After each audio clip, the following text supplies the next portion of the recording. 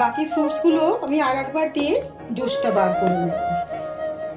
আর যে পাল্পগুলো আছে এটাও আমি এর ভেতর দিয়ে দেব, দিয়ে আর 2 চামচ চিনি দিয়ে দেব। 2 চামচ দিয়েছি, আর 2 চামচ দিচ্ছি। যে যেমন মিষ্টি পছন্দ করে সেইভাবে মিষ্টি দেবেন।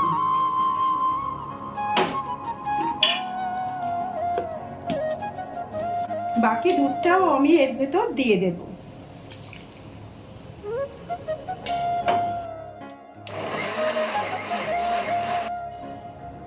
এর ভেতর আমটা বেশি পড়েছে তাই কালারটা ইয়েলো এসছে।